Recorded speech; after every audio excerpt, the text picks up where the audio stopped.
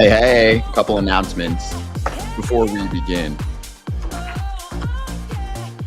Number one, how did Cody Clemens do yesterday after we spoke to him, AJ?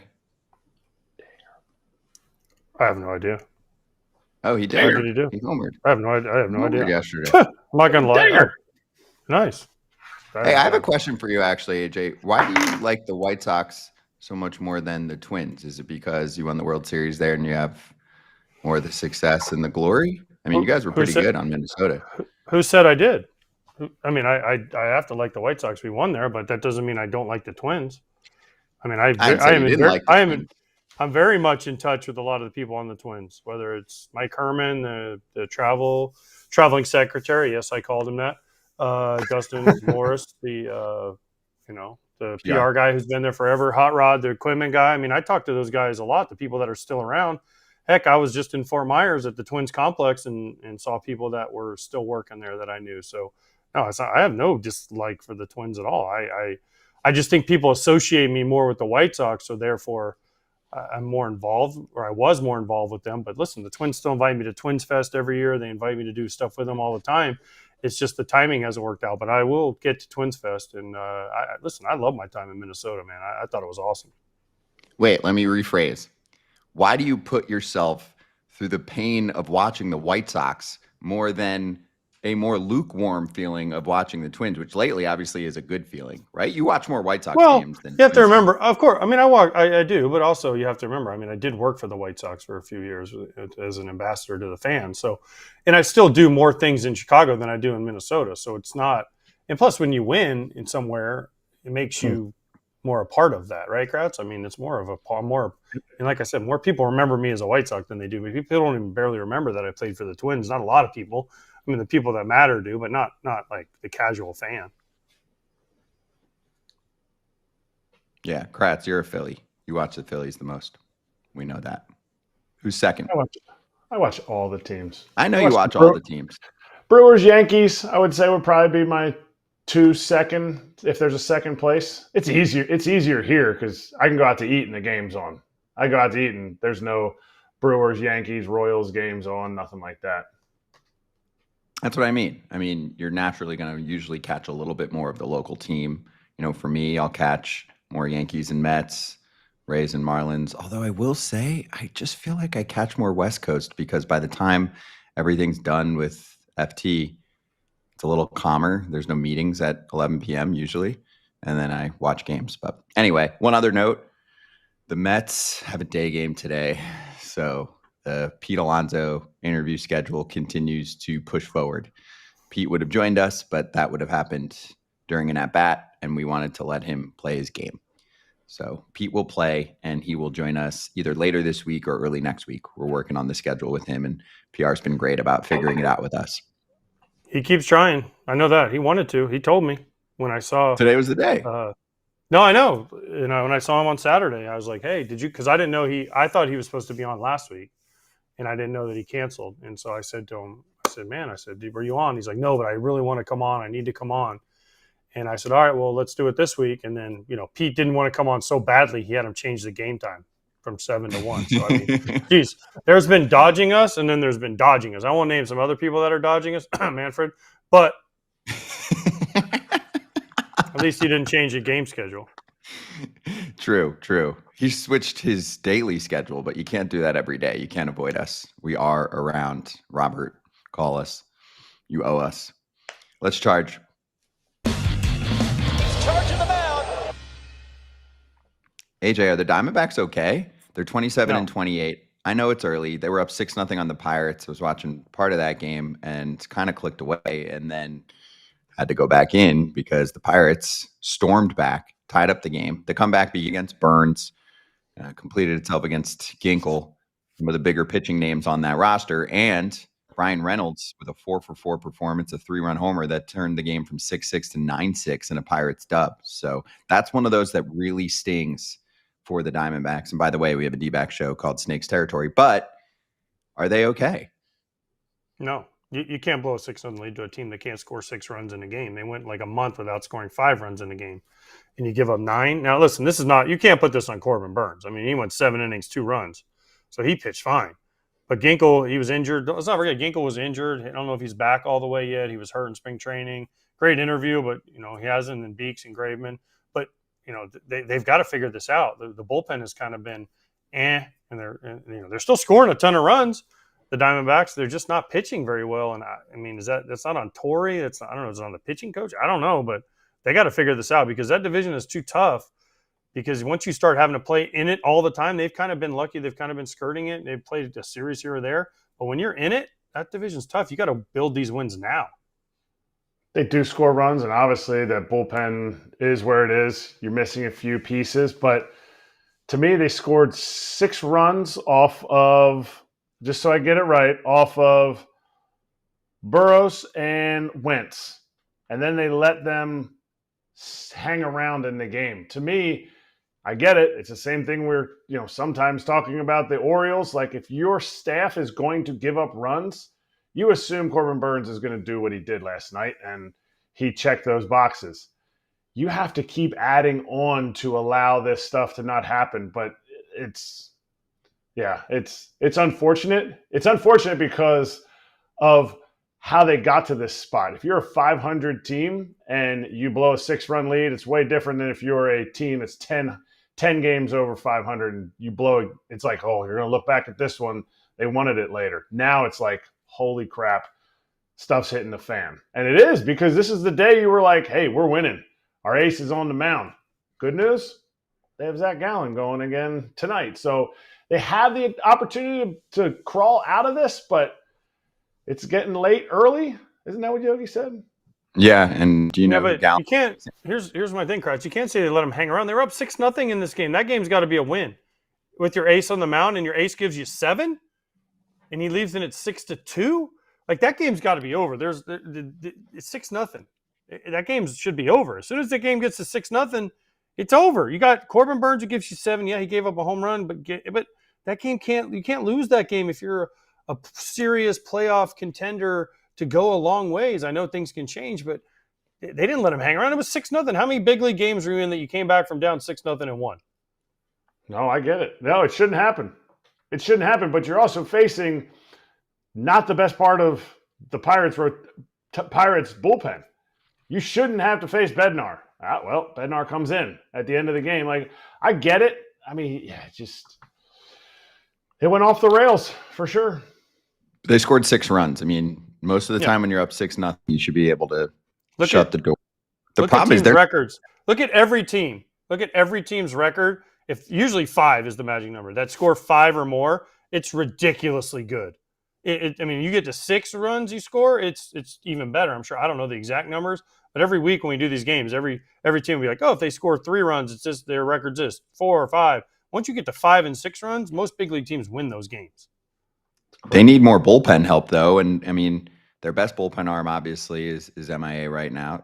No Justin Martinez and AJ Puck. That hurts a lot. And for a team like them, really any team, when you're missing the high leverage guys, it's not always easy to replace them. Some guys will step up and fill in, and other times you end up like the Diamondbacks, where you feel like you have to score so many runs on a nightly basis and you have to keep pouring it on.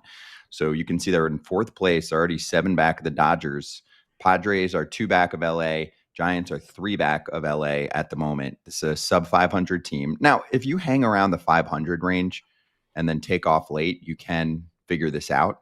I will say you can put together a nice run, but last year the bullpen was the problem, Kratz, and they won 89 games, which is great. But at the end of the day, you didn't make the playoffs. They missed the playoffs by a game, and there were some bad bullpen losses last year for the Diamondbacks. So D-backs fans basically are getting a lot of deja vu right now with what's going on. And guess what? Gallen does pitch tonight against Paul Skeens, and I know the Pirates don't always support him, but that's not an easy dub. It's not an easy dub, but here's what they have that's different from last year. You have an extra starting pitcher that obviously last night went 7. I know you lost the game, but overall, your bullpen woes shouldn't continue, minus health concerns. I get it. Guys are hurt. They can't pitch. But if you're not wearing your bullpen out because you added another dude to the rotation, Eduardo Rodriguez should pitch more than he did last year. Corbin Burns is going to give you more innings. Hopefully, If you continue to add to your bullpen, they will be healthier down the stretch, and you won't have the same collapse like they had last year. The issue is exactly the graphic we just showed. They're in the NL West. I don't care about not winning the NL West, but they want to win a wild card spot. Look at all those teams they have to play. You only get a few laughers with the Rockies. All those teams upgraded this year or are playing better, like the Padres. And you sit there and you go, you got to play all those teams. That's just going to wear them down when they have to chase teams like the Braves, who have been playing, besides their slow start, have been playing 600 ball. They're going to be chasing the Mets. They're going to be chasing possibly an NL Central team, most likely not. But it's going to be an uphill battle that is going to wear on their bullpen, and hopefully it doesn't come back to bite them later in the season. There's not a lot of fixing you can do this time of year. That's the problem. When you get closer to mid-end July and trade deadline time, you can get aggressive and try to outbid teams for arms. But there's not much that you can do right now. So we'll see if the Diamondbacks can figure it out. I mean, I like the offense. I like parts of the starting staff. I think this team could be really dangerous in the playoffs, but you got to get there. We put up a poll just now for the crowd that's watching online. How many teams make the playoffs from the National League West if you had to decide right now? Right now, it looks like 3 just when you're playing the math game in the NL. You could do this on the way out. I'll go 3. So Dodgers, Padres, and then either the Diamondbacks or the Giants if the Giants hang around. I still think the Diamondbacks will get in and figure out the bullpen.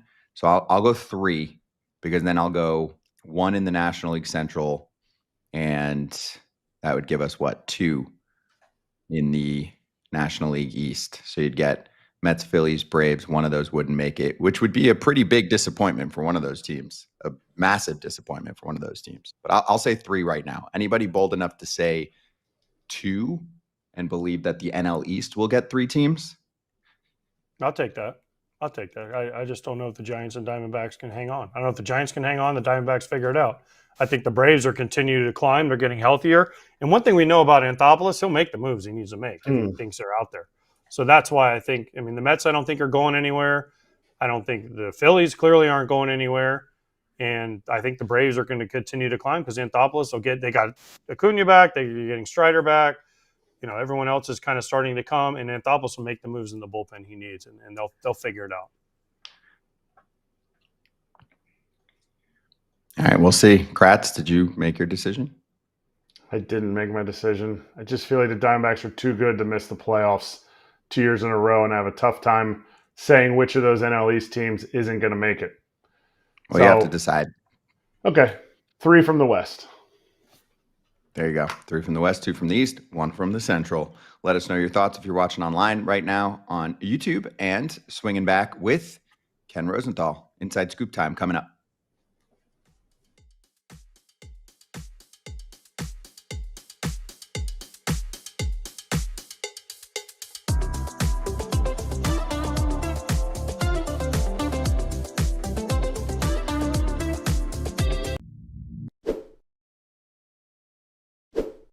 FT fam, you might have a boring, old, crusty, unpretty razor, and it might be expensive. So, AJ, should they consider another option?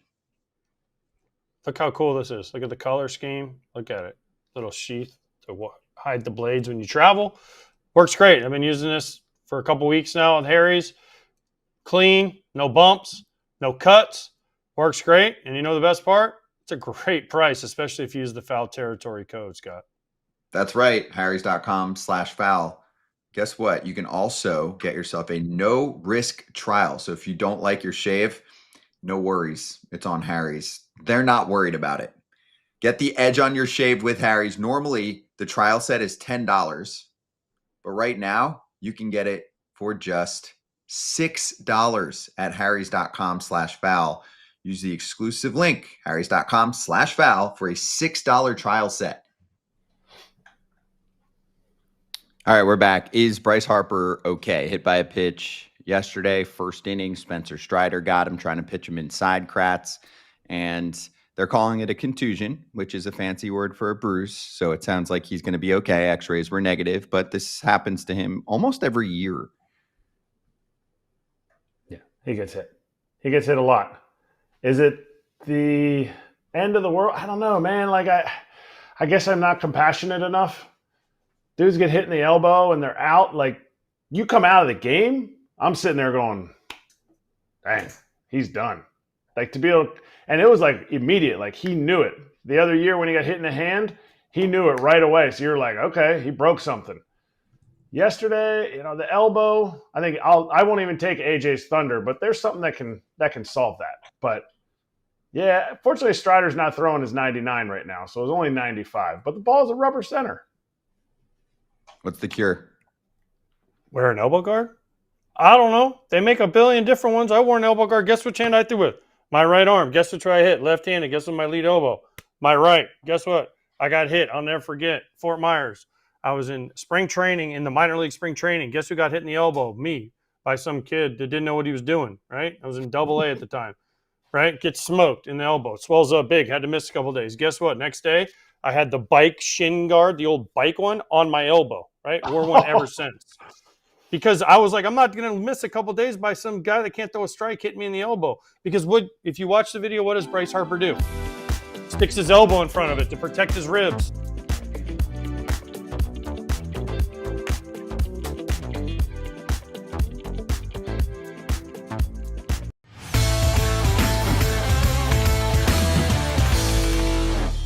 Let's hit the inside scoop with FT Senior Insider Ken Rosenthal. Ken, good to see you. I know you touched on this on Fair Territory, but I want to dive deeper. Your article about the Washington Nationals, I'm going to start here.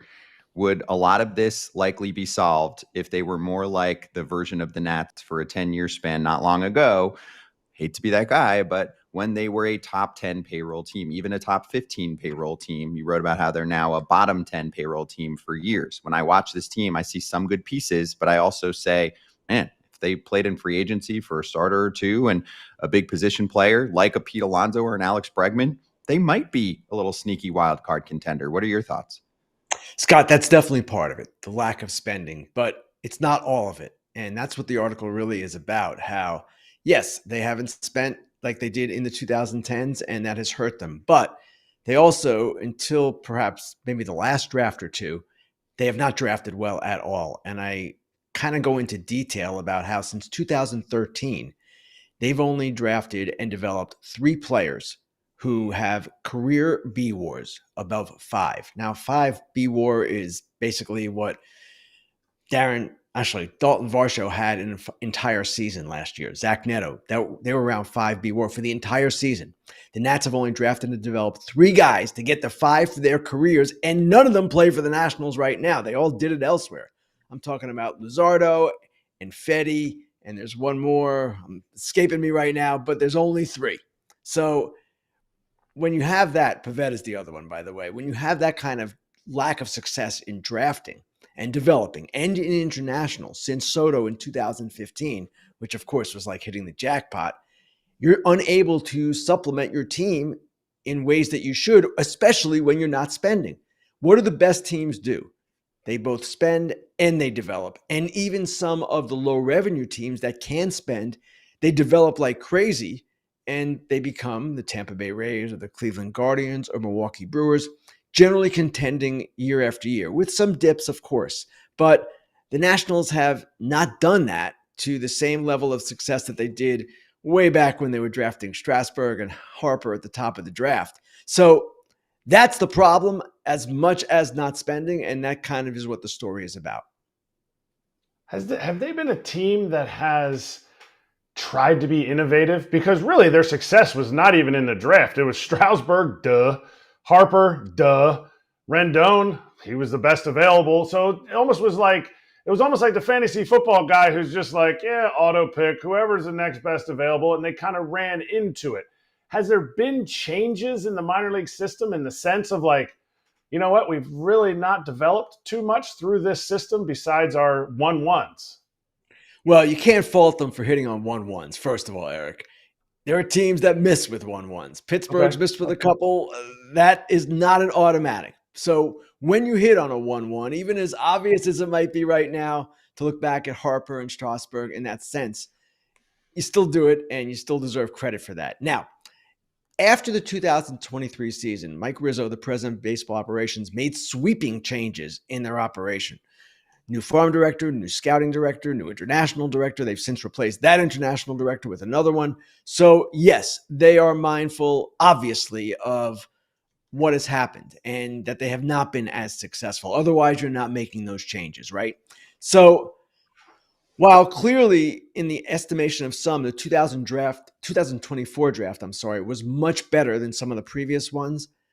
Okay, they've got a ways to go still, and maybe they're on the right track now. But the other issue that I raised in the article is they've got to get going quickly because Mackenzie Gore, after this year, just 2 years remaining before free agency. CJ Abrams, after this year, just 3 years remaining. And it sounds like a long time, but these are periods in which teams make decisions on players and whether they want to keep them long term. If you remember, the Nationals traded Juan Soto when he had 2+ years of control remaining. Mackenzie Gore is in that exact spot right now. Now, I'm not suggesting they're going to trade Mackenzie Gore or that they should trade Mackenzie Gore when they're still trying to build here. But that is where they are, and we'll see how it all progresses because the problem is when, say, some of your 2024 draft class and when Dylan Cruz, the 2023 pick, some of these guys come into their own and James Wood by then is a star, well, then you're facing the losses of Gore and Abrams, and you're just not lined up the way you ideally would like to be. It's not always perfect. We all know that. But that is what they're facing right now because this rebuild has been going on. This is year 6, essentially. They started playing poorly. It's 6 straight losing seasons. This will be the 6th straight in 2020. Since the 2019 World Series, this is worth noting. Since the 2019 World Series, they have the 3rd worst record in the majors, 3rd most losses in the majors. Only the Pirates and Rockies have fewer. And actually, the Pirates win last night. They're tied with the Nationals. So actually, the Nationals are tied for the 2nd most losses. Not good. Ken, just real quick, how much is this on Mike Rizzo? I know that you mentioned that he changed this and that, but wasn't that his background was development, drafting? He's a scout, right? Drafting, development. So how much of this falls on him?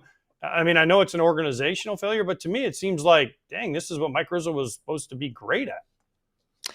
Certainly when you're the president of baseball operations and you have a scouting background and your drafts have not been good, there is a measure of responsibility that falls on Rizzo. And yes, ownership is part of this too, a big part of it, because the resources for other things have not necessarily been there. And maybe the resources even for the amateur side and the international side haven't been there as well. I'm not entirely sure of that. But absolutely, Rizzo has a measure of responsibility. He also said this was in 2022 that this was going to be a shorter reboot. Well, it's 2025 and we're still going. So sure, he's the president of baseball operations. He is someone who is responsible, but it's never just one person in any of these situations. All right, let's go to the NL West for a little bit, Ken.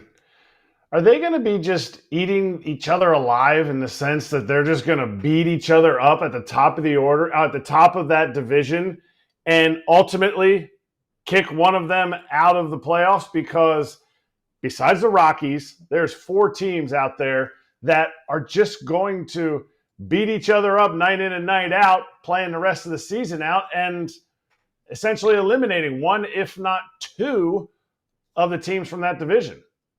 Certainly possible, Erik. Now, you do have the Rockies to balance that out, of course. Those are theoretically easier wins.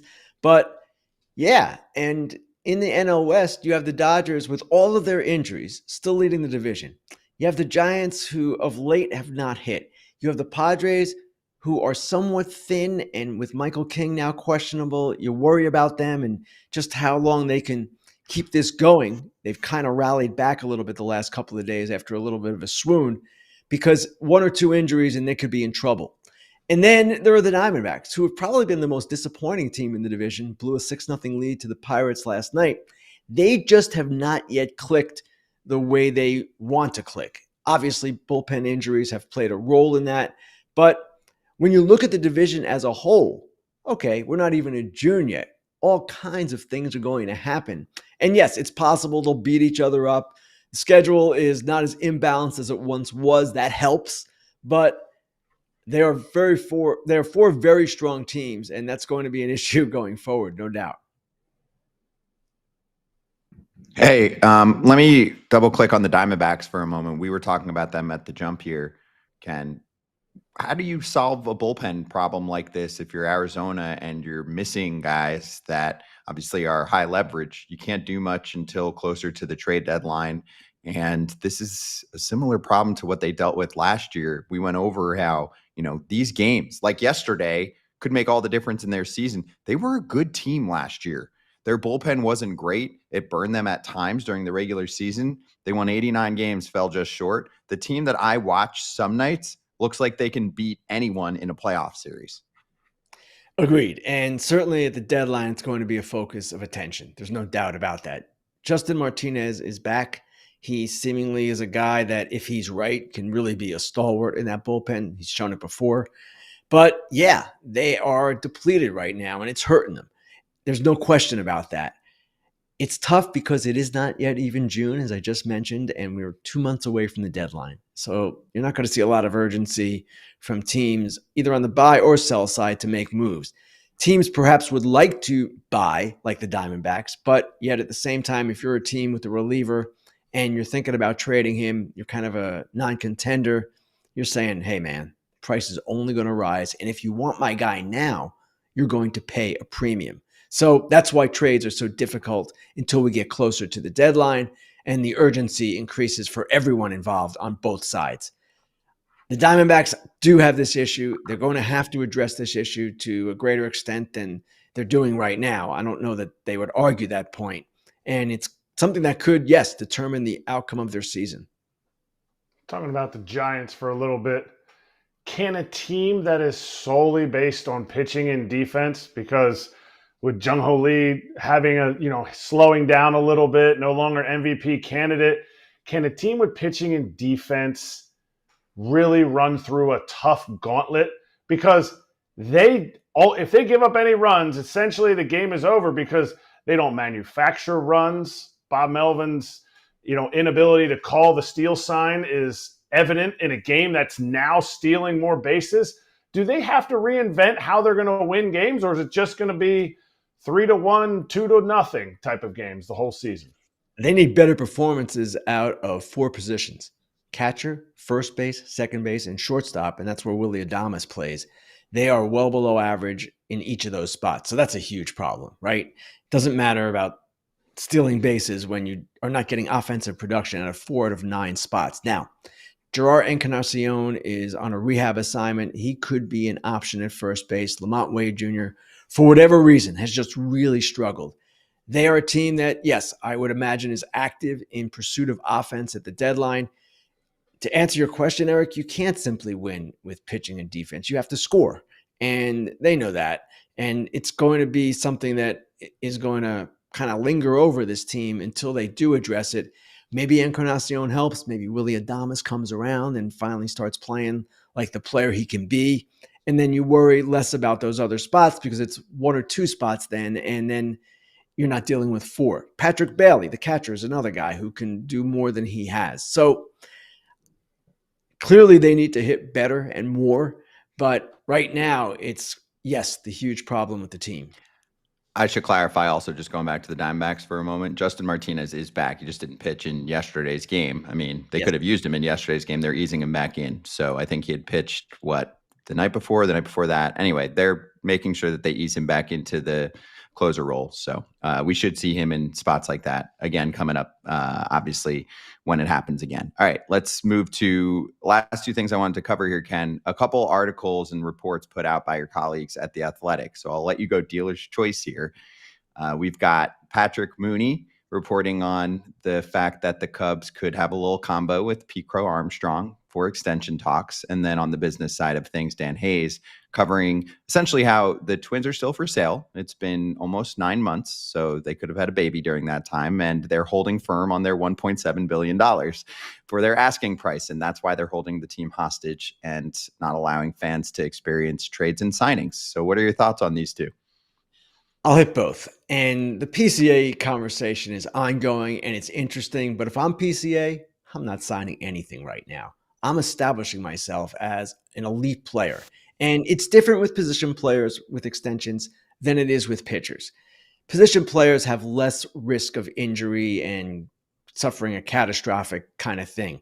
Yes, it's happened to Acuna twice. He's also come back twice, and he is going to be okay. He, of course, had a contract that entire time. But my point is, PCA is on the upswing. And if you're PCA, I am quite sure you believe in yourself and you don't believe this is a fluke, and you believe that your price will only increase over time. So maybe at some point you sign an extension, but I can't imagine right now the Cubs putting forth an offer that would be tempting enough for him to say, you know what? Okay, I'll give up a couple of years of free agency. I'll take my security now. No, he is becoming a star. He is becoming potentially a huge star. And if I'm him, I wait. Now, as for the Twins, you got it right, Scott. They are holding firm, according to the report from Dan Hayes this morning, on their $1.7 billion asking price. And they're right entirely. They, at least according to the source Dan talked to, are making some progress here. They've got people interested. They've got some groups ready to go. And it's just a matter now of getting to the right price. It is up to them to make this determination. And whether they can get 1.7 billion remains to be seen. If they do, well, that's their goal, and that will be a success by the Pohlad family's definition. If they don't, well, we'll see what happens. And it's always interesting to me to hear this kind of thing where a team says, we're holding out for this, we want this. Well, maybe you get it and maybe you don't. And the question becomes, what if you don't? And one thing that Dan raises in the article, and this is a concern for all teams that might be entertaining sale possibilities, is the threat of a lockout after the 2026 season. There is uncertainty right now with what your revenues are going to be, even beyond the cord-cutting situation with cable and all of the things going on with the local TV streaming rights and all of that. You have a worry, if you're a potential owner, about where this sport is going. And that is one of the things here that with this labor uncertainty, with the endless war between the Players Union and MLB, the sport has to deal with, and ownerships have to deal with. It's on them as well, because of course they're part of this. But that's something that it's going to be really interesting to see how it plays out, Scott, because there is that uncertainty and there is that concern among prospective buyers, I am sure, about where this sport is headed from a labor relations standpoint. Ken, I'm watching. The Mets are not playing right now, the White Sox. We were supposed to interview Pete Alonso, but we got you instead because they switched their game time. First of all, how good has Brett Beatty been? A little bit of a disappointment, AJ. I'm sorry, man. Yeah, you ain't kidding. You ain't kidding, Ken. But Brett Beatty is up right now. How good has he been? Because we just saw him on Saturday, and then I have a follow-up once you finish. He's been really good. And it's cool to see a guy who gets sent down, whose future in the organization is in question, who seemingly loses his third base job to Mark Vientos and has no opening at second base with McNeil and Luis Angel Acuna there. And yet here he is forcing his way back into the equation. And as I said on the broadcast Saturday, he told me his confidence is coming from his pregame work, that he feels so good about what he's doing off a multi-speed machine or a multi-pitch machine, a machine that throws curveballs, sinkers, four-seamers, whatever you got. And then his work with the infield coach Mike Sarbaugh at third and also second, that it's carrying into the games. So I always love in our sport, and you see it a lot, when guys get knocked down and they get back up. And he is a classic example of that. He's playing with a ton of confidence right now, and it shows in every aspect of his game. Agreed. So congratulations to you as are in order. 750 games as a sideline reporter. How old are you, Ken? AJ, I will reveal to you and the rest of the world that I am 62. Okay, so you've been doing these games since, what, the Polo Grounds were active? 2006. So almost 20 years. AJ, I will say this. So my understanding is that when this was on the broadcast Saturday, it was your doing. You were the guy that told the producer, Pete Machesko, he had to have this on. And not that it ruined the broadcast for me, because actually it was really nice what you said and what Joe said. And I didn't even know about this, so it was really cool to hear it. But the whole night, I'm sitting there outside. It's windy. It's chilly. And all I wanted to say for the broadcast, the only thing I wanted to say was, man, It's colder than AJ's heart out here. But yet, after you did that, AJ, I couldn't say anything bad.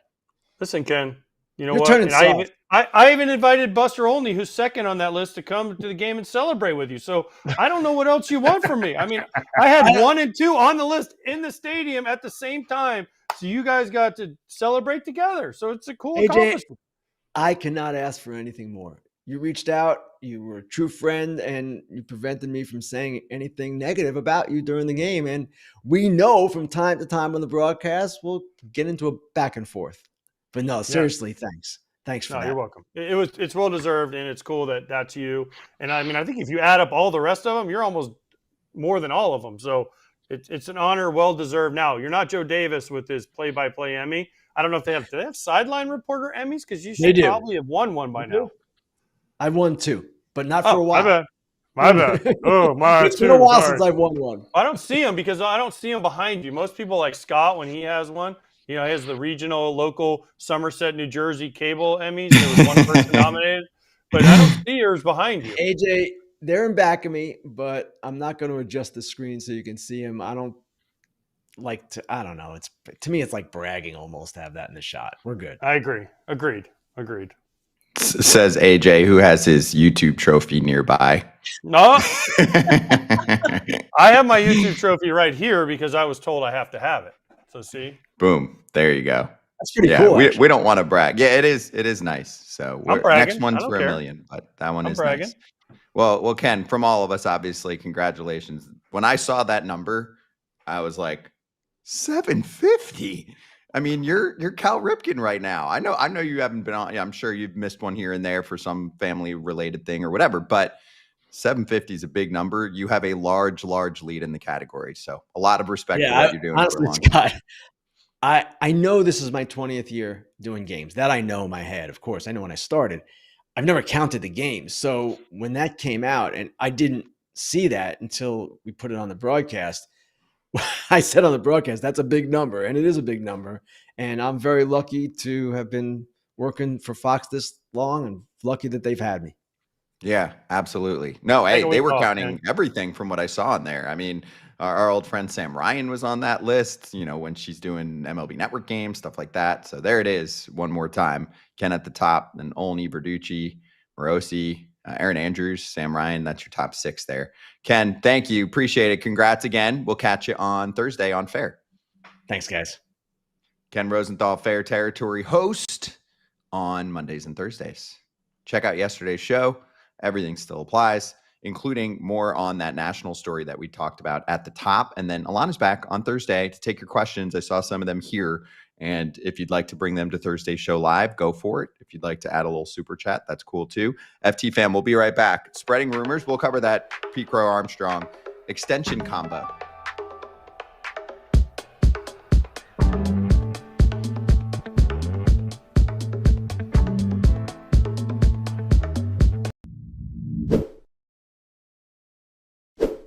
If you're a card collector or you'd like to get into card collecting, may I suggest Arena Club and slab packs, which means that you can rip the packs digitally and, of course, get the card that you want. It's also the most trusted name in the game, and I would rather rip packs these days on my phone than sit next to you and have you grabbing one of my physical packs if I was grabbing one. Yeah, you don't need me grabbing your packs, because last time you grabbed one, it ended up like this card. So let's not have that, and that's why Arena Club is great. They send them to you in these fancy protectors like this Scout Braun card that we have here, and they'll come safe. They're already graded. Or you could do like I do and just leave my cards in the showroom and never actually see them physically. Yeah. But they're safe, protected, and if I want to sell them, I can. Buy, sell, trade. They offer full transparency, showing every card in the slab pack with the likelihood of pulling each one, so you know exactly what's available before you buy. Get 20% off your first slab pack or card purchase by going to arenaclub.com/FAL and use code FAL. Hey, we're back, and so is Orlando Arcia. An agreement with the Rockies, what was that? I guess technically yesterday, on an MLB deal. But the report from John Heyman is that the Yankees and Mets also made offers to Arcia, but they were minor league offers. So the burning question, gentlemen, would you rather take a minor league contract with the Mets or the Yankees I'm already seeing the head shake no for AJ. Or you play for good old Dick Momfort's family, Colorado Rockies. You take where you get the opportunity to play in the major leagues, for me. But that's just me. If he goes there and he establishes and he gets at bats, then maybe he can get traded to the Rockies or the Mets. But why? There's no guarantees if he goes to either one of them, he's going to get called up. So if he signs a major league deal, he's in the big leagues. He doesn't want to go to AAA. I get it. I do the same thing. Yep, that makes sense. Yankees or Mets, you said Rockies, but I just want to stop the trolls. Yeah, Moral's on fire today, so I want to stop him. Kratz? Yeah, you take the big league job. From a guy who took a lot of mid-season, what should I take?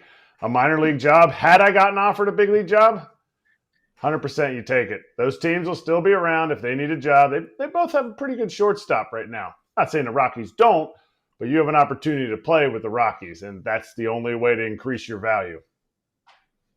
Is he going to play shortstop for the Rockies? No. But he's got a better chance of getting at bats. He's got a better chance of getting big league at bats with them than he does with the other two. Right now, the way they're situated.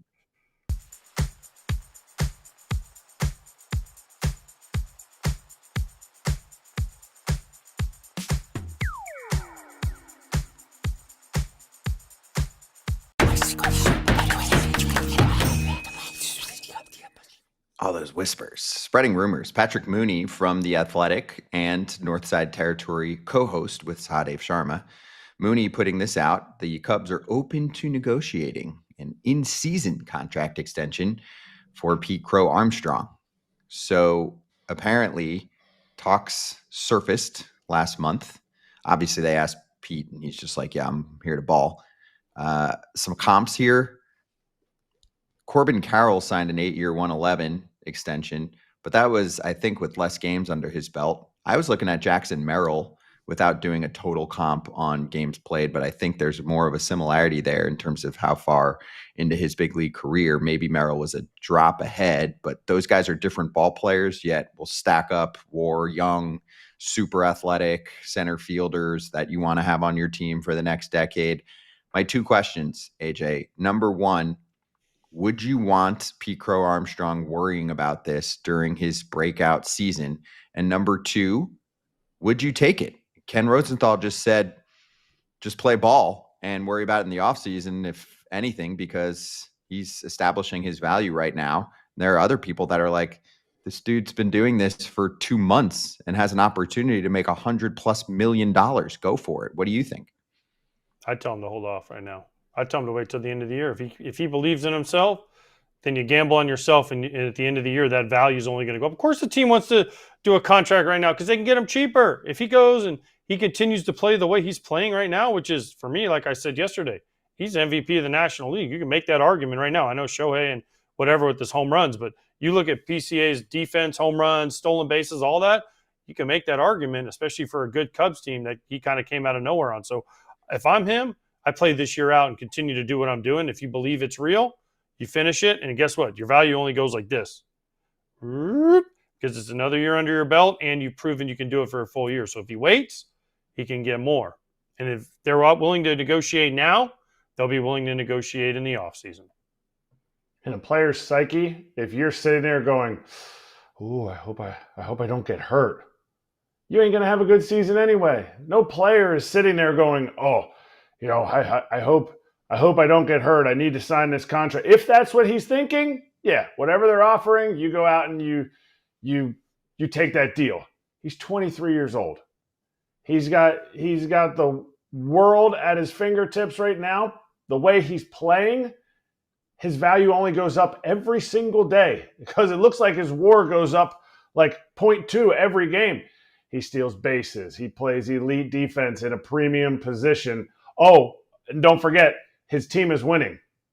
So there's a lot that he's adding to his value every single day that he waits. Of course, the Cubs would love to sign him. Cubs, if you want to sign him, it's going to have to be more than what you think because he's in it right now. He's in the fire, and I doubt he would sign something right now unless it's monstrous. AJ, I thought that you take your first massive deal so that you're secured. You do. And then you do. Okay. You do in an offseason before you're potentially the most valuable player in the league. Yeah, if this was the offseason and they would have went to him and said, hey, here's $100 million, would he have taken it? I think he would have taken it and ran. But this ain't the offseason anymore, and he's already putting up numbers this year. He's going to be on the All-Star team unless something crazy happens. They're probably going to go to the postseason unless something crazy happens. All this does is add value. His defense isn't going anywhere unless something crazy happens, right? He's going to play Gold Glove center field. He's going to win a Gold Glove. Right now, he's probably going to win a Silver Slugger. He's going to make the All-Star team. They're going to be in the postseason. Guess what? Check, check, check, check, check. Every one of those checks makes the check go bigger, bigger, bigger. Okay, let me present this from the Cubs front office. Pete, we understand what you're saying. We are going to pay you as if you are going to project out what you're doing for the first 2 months into the next 4 months of the season. We get it. We believe you. We'd just like to see if this is a thing that we can get done. So we'll offer you the same deal that Jackson Merrill was just offered. No? Right now, if you want to offer him something that he would take and it would go in line with what AJ's saying about, you take your first deal, buy up a year of free agency. Like, that's, to me, as a player, with all those things in line, with all those things, what he's going to continue to pursue this year, like, I'll take it. I'll take, some guaranteed money before I reach free agency. If you want to buy 1 year free agency, or you want to just buy up my arbitration years and maybe one team option at an MVP rate, then I'd think about it, but not a 10-year Jackson Merrill type of deal. Okay. How about I go up from the Jackson Merrill deal and I offer you a Julio Rodriguez contract? Hold on. So this was 2022. He signed it in late August after 240 games in the big leagues. If someone can look up how many games for Pete, I know it's less than that right now. Julio was guaranteed 12 years, $210 million. At the time, that sounded massive. It's crazy how quickly the numbers changed. He has player and club options in that deal, but it was basically a 7-year extension through 2029, but it can be pushed all the way through the 2039 season, and it could go as high as 17 years, over $470 million if, he gets some MVP finishes, all that kind of stuff. But anyway, I like to look at the guarantee. If I said 12, 210, there's all kinds of fancy options in there. Is that something that you could play ball with? Kratz, did you find the games played for PCA? 191. Okay, so actually pretty close. Pretty close. Would you take the J-Rod deal if you're Pete Crow-Armstrong? That's over $200 million. How much more are you getting in the offseason? I mean, a lot of this is played off of comps. J-Rod's deal, I think, is a great deal for PCA. The other issue that the Cubs are going to run into, no idea, what kind of money you had before, but he's first rounder, so he's not sitting there going, "Ooh, I'm hard up for some cash." He can wait a little bit. That'll be against the Cubs, not in the Cubs' favor, but man, 210 guaranteed with those escalators that would keep him a Cub for life. Maybe, but that's a big. The Cubs don't go that high, in my opinion. But no, agreed. He'd probably take that if he could get that deal right now. He'd probably take it. But the Cubs ain't gonna go there. The Cubs ain't gonna go there. If the Cubs would go there, the difference is Julio Rodriguez was the face of the Mariners. The face. I mean, the ultimate face. Like, he's the face of everything. Adidas, T-Mobile, the All-Star game, all that, right? And the Mariners knew that, so they wanted to lock him up. Pete Crow-Armstrong right now, the Cubs ain't going to go there. They're just not. Would they? No, but Ricketts ain't going to go there. I'm sorry. Hold up.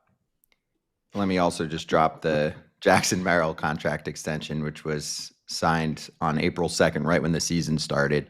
9 years, 135 is the guarantee. It can max out at $204 million. There's a $30 million club option for a 10th season in there. Ken, in one of his articles, said some people thought he probably left 150 to 200 million on the table, but that's if he gets to free agency. You look at the story of Jackson Merrill, that's pretty cool. So wait, hold up. I have two counters here. Number one, why can't he be the face of the Cubs for the next? He can be. Whatever amount of years. I mean, they're probably not going to re-sign Kyle Tucker, so wouldn't this be a good way to get the job done? He's charismatic. We've had him on our show. He's a great interview. He's got different types of hair, right? He's like fun. He stands out on the field. He does everything right. He's an all-out player. He plays really insane defense, like top of the league. Runs, pops here this year. What would prevent the him from answer? being the face versus J-Rod? Yeah. Right now, it's Tucker because the Cubs fans want him to re-sign Tucker. They're not going to re-sign both these. So guess what? If you're Pete Crow-Armstrong, they lose Tucker. Guess what it does to your? You got him. You got him. You got him. They're going to have to sign somebody. I equate this to when Mark Burley left the White Sox free agency. Granted, it was a long time ago, after 2011. Jerry Reinsdorf goes, I won't sign a 5-year deal to a pitcher. Burley signs in Miami for 5 years. Guess what they do? They sign John Danks to a 5-year deal because everyone's like, why the hell didn't they sign Burley? Oh, well, he signed a pitcher. It was John Danks, right? So if Tucker walks out the door and Pete Crow-Armstrong throws up this monster year, he's just going to say, hey, look at me. It's my turn now. Okay. So hold on. I'm still trying to get a deal done right now. 9-135 was for Merrill. 12-210 was for J-Rod. I'm going to go in between, but closer to J-Rod. I'm going to give you 10 years, and I'm going to give you $190 million in guaranteed. There'll be some other fun little bits in there, but 10 years, 190 right now. You're turning that down. 2 months ago, if I told you that, you'd be like, you're insane. This ain't my money. It ain't my job to turn it down. It's his. And he's You're got Pete- people telling him. What do you Kratz do? tell him. I don't think he turns that down, but I also think the Cubs see maybe his plate discipline, maybe the fact that he might be more of like a 250 with a 300 on base percentage guy. They're not paying that much for defense. The consistent part of his game is defense. Does speed age well? No. Does his body type say his speed is going to age well? No. Is his defense going to age well? Yeah. You got, to me, if he's going to win a Gold Glove, he has a chance of winning a Gold Glove for 7 more years. So again, yes, I like the 190. He takes the 190. He would be, I think he takes that if that's the deal. Again, though, if you really want to get this done, it's not about how long he's there for the Cubs. It's about locking up some of these guaranteed years so that if he does fall into the MVP this year, if Shohei doesn't hit 65 home runs, then you don't have to pay him as an MVP because then you're just going to go year to year from here on out. These are the perfect guys that you try and sign because in my mind, for these super athletes, the prime years are right now. I don't know what 8 years from now is going to look like, but right now, I mean, what Arizona did with Corbin Carroll is insanely smart. If only we had a former GM to ask this to. We do. Ruben Amaro Jr. We're going to talk Phillies, but let's actually start him with this question when we swing back. Ruben.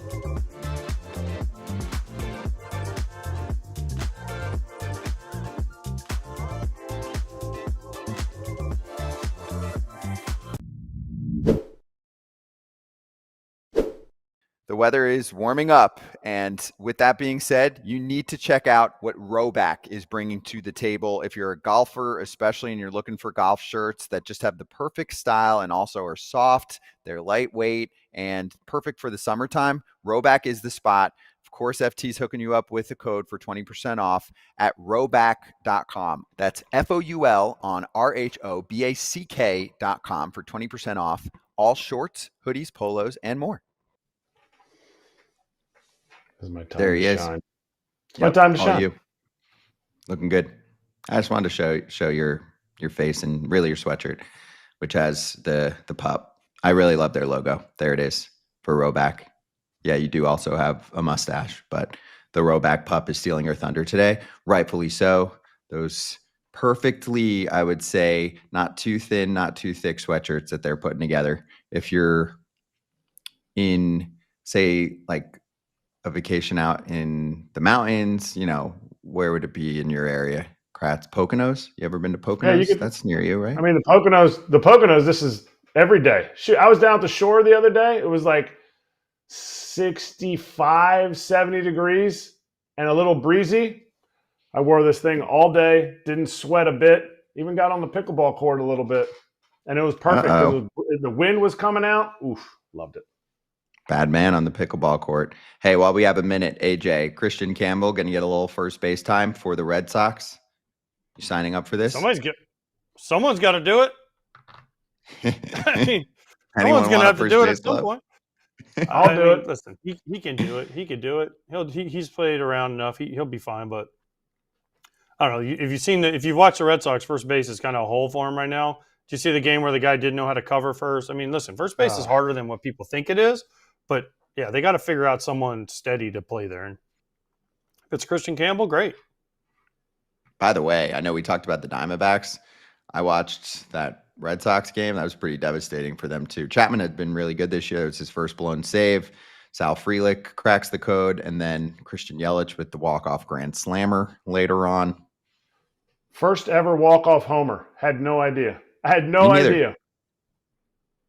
Me neither. You'd figure with a guy who's been in the league for that long and has enough pop that he pulled one of those off. Nope. Hadn't been in one of those spots or hadn't come through in one of those spots with a walk-off homer. Walk-off hits, yes, but not walk-off homer. All right, coming up next, Ruben Amaro Jr. We're going to ask him about the PCA question, and then we'll get to the Phillies.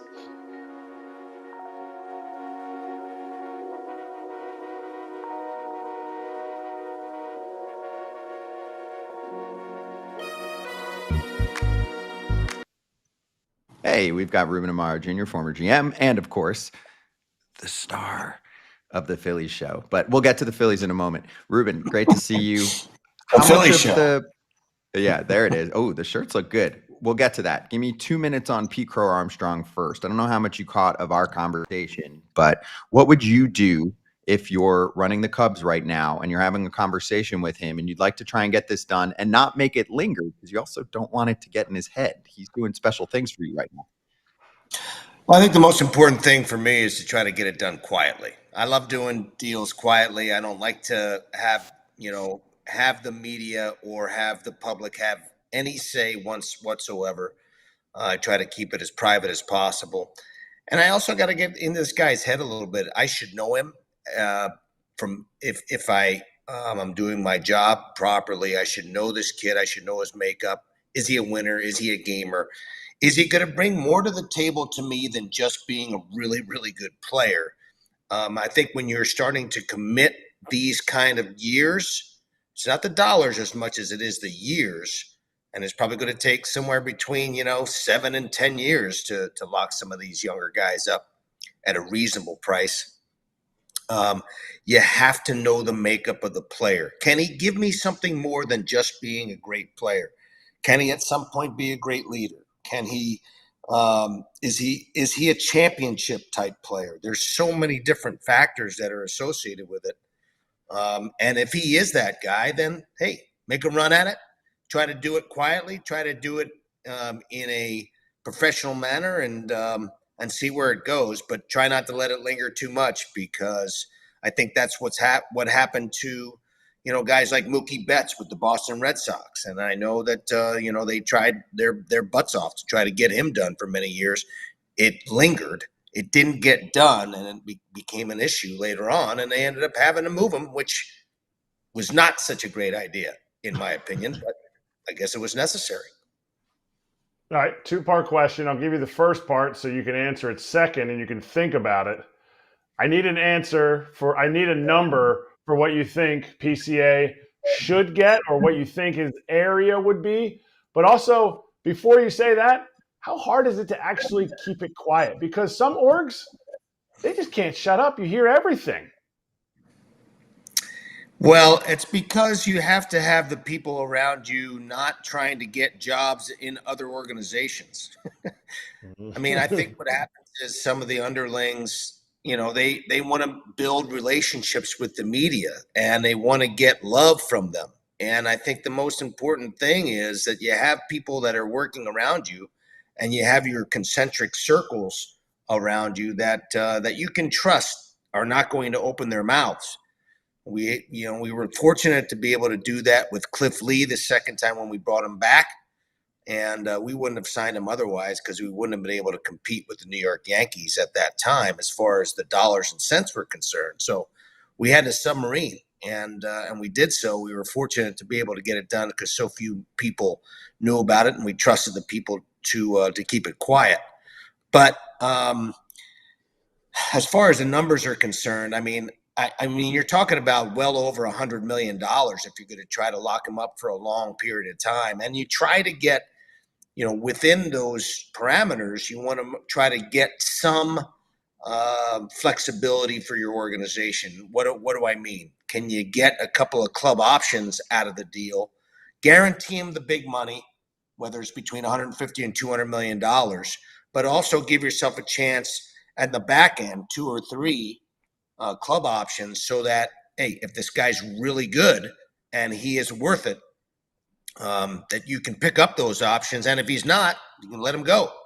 And I think that's that is something that is important if I am running the organization, to be able to give yourself some flexibility. Yes, it gives you some cost certainty, especially for players who are really special, but it also can give you a little bit of flexibility when you're trying to make decisions later on. Well, first of all, if your guys are talking, Ruben, out. They should be out. You shouldn't have to worry about that as GM or anybody. I'm sorry, but if your people are talking and they're letting stuff get out, I know that's how it works, but at the same time, if you can't keep it quiet, you shouldn't be there. Now, your Phillies, you have the Phillies Show. Are they the best team in baseball right now? I mean, they're beating the teams they should, and they are pounding teams, and they're playing really well. Are they the best team going right now? I think they're playing the best of any team right now. They're playing well enough to be considered the best team. I'm not sure if they're the best team, but they're pretty damn close. There's no teams without flaws. It just doesn't exist. Yes, is there a question about their bullpen and how locked down it can be? But who really has a locked down bullpen across the board? There's not many teams who can say, you know what, if I get a lead in the 6th inning and I have to cover 3 innings, I can lock it down with a 1-run lead. There's not very many teams in baseball that can do that. And so they are not that team, but they did it yesterday against the Atlanta Braves. And I know the Braves aren't swinging the bats like they typically have or have had done in the past, but they did lock it down. And so you got to give them some love for that. I think Romano's coming along. I think you're seeing Kerkering grow up a little bit. And Matt Strahm actually had the best fastball I've seen him have since the beginning of the season. That's huge for them, even though they've lost Alvarado, who's been outstanding. And that was a big blow for them. But I'm sure Dave Dombrowski's trying to get as much depth as he possibly can in that back end, and it's something to address.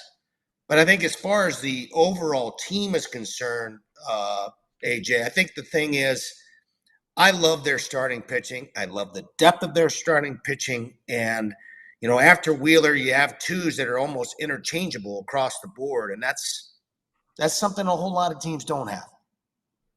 All right, we talked about the bullpen. I'm kind of stealing AJ's thunder because he brought it up, but you lost Jose Alvarado. Alvarado testing positive for steroids is a blow to not only this team, but what about like the psyche of the team in the sense of like who steps up as a closer? Obviously, some bullpen guys will think they can step up as a closer, but you know as well as anybody, position players, front office, coaches are like, we don't have just people down there to step up as closers.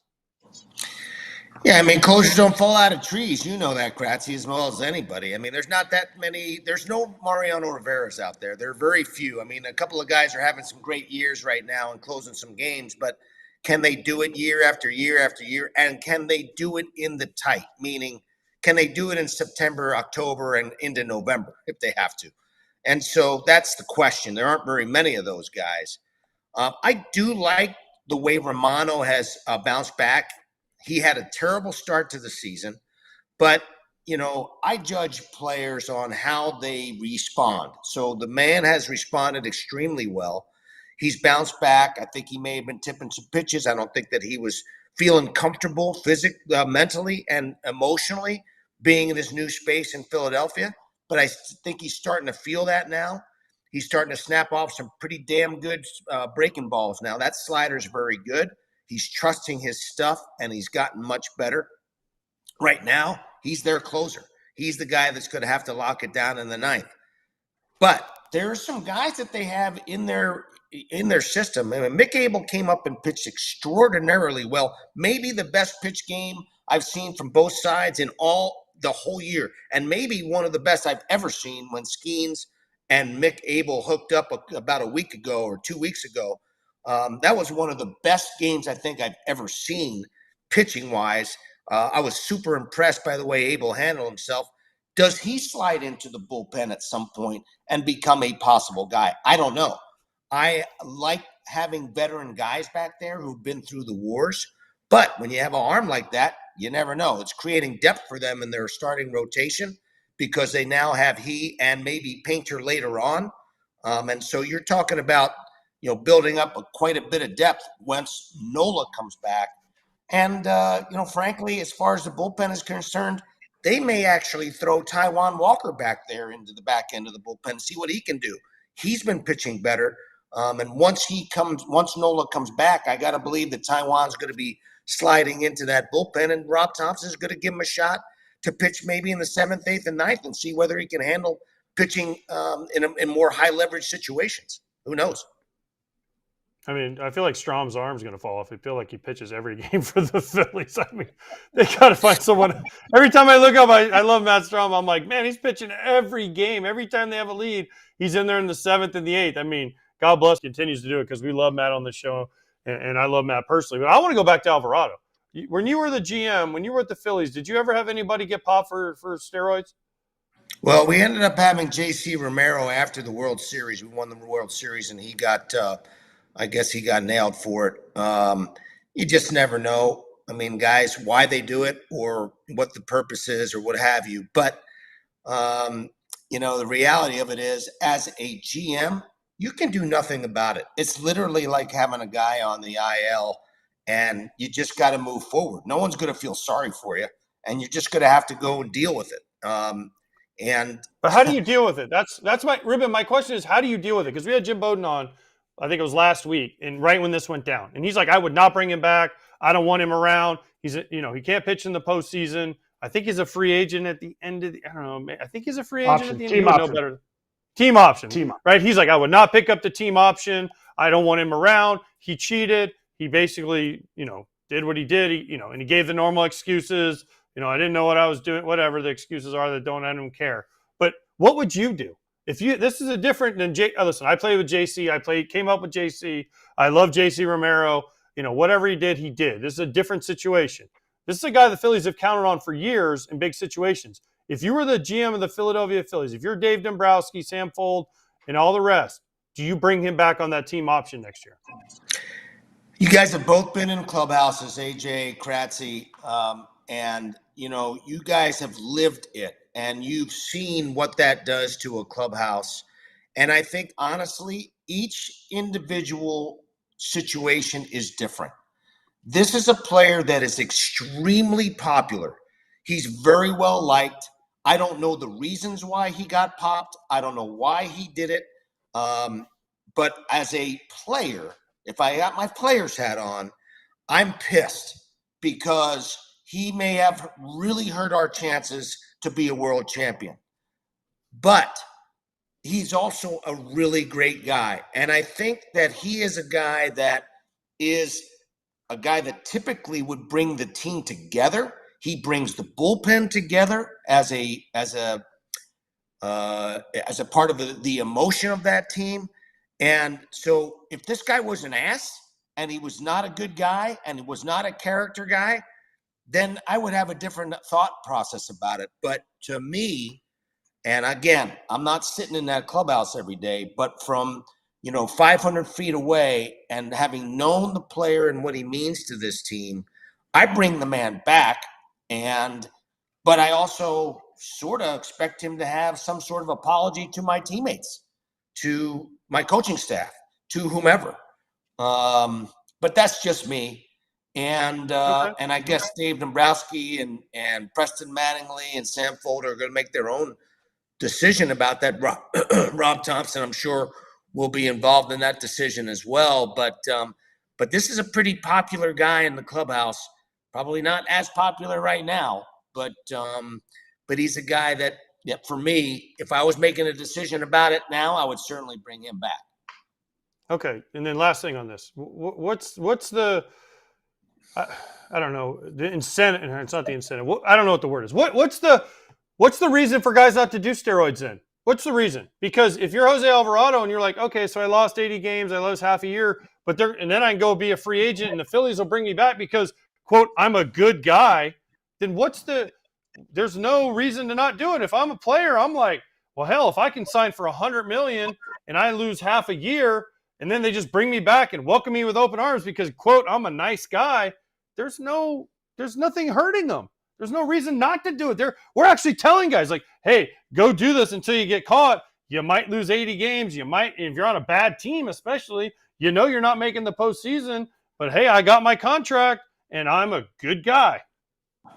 Well, I don't know. I guess I don't see it that way. When I say bring him back, I don't necessarily say let's sign him back or pick up that club option. I think that's a totally different discussion. I'm talking about this year after 80 games. If this guy can still help us pitch or help us win, then I want to bring the guy back because I'm all about the win, baby. And so if the guy can come back and help me win, that's one thing. If he cannot, then that's another thing entirely. And as far as the club option is concerned, that's a decision. That's a totally different decision that I think has to have you have to have a sort of a broader picture about how to handle that. But I was just, when I was saying bring him back, I'm talking about after the 80 games, let this guy help me get to the playoffs, and then I can do whatever I want with him because it's a club option, and that's a decision that's totally different than the decision to bring him back for me.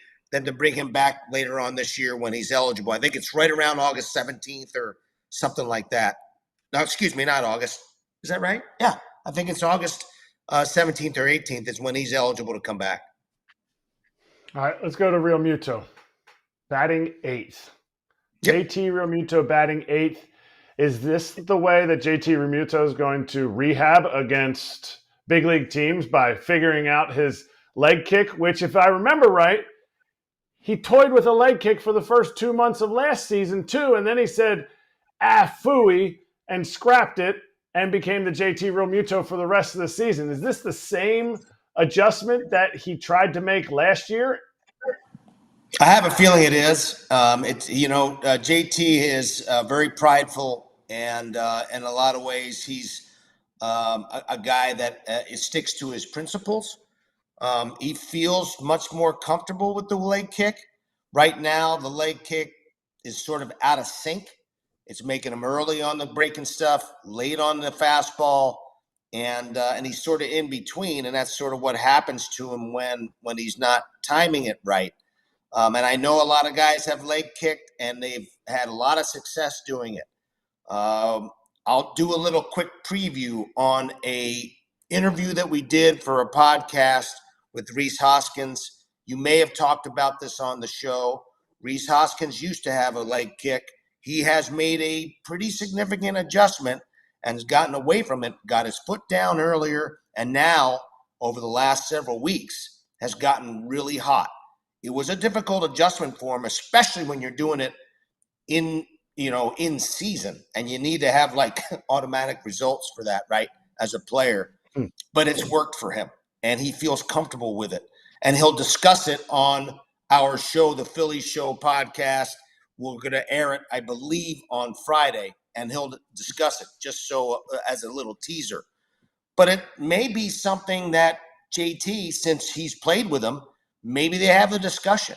I mean, I would love for those guys to get together and talk about it and see and have Rhys talk to JT about the benefits of a little bit more abbreviated leg kick, because it seems to be working for a guy who used a leg kick for quite some time with success and now has seen that the adjustment is going to help him. So who knows? I know it's a tough thing to do because it's hard to make those kind of adjustments in season. But I think Rob Thompson's doing the right thing by sliding him back and, lessening his overall need as far as, the pressure to perform offensively. He's so important to that pitching staff, handling the pitching staff, that he's worth his weight in gold doing that. You guys know how important you are behind the plate. You know how important that position is. And he's as good as anybody in baseball over the last several years of being able to do that. And so, hey, take some heat off him, slide him back into the 8-hole. Don't let him worry about his offense all that much, and let him just do his thing defensively until he gets back into a rhythm. Ruben, last thing you talked about, this and that, but you talked about Topper. If you're the GM of the Phillies, do you walk up to Bryce Harper and hand him an elbow guard and say, "Why the heck don't you wear one of these, dude? Like they're everywhere." I mean, so that way you don't have to get hit in the elbow and it hurt as bad anymore.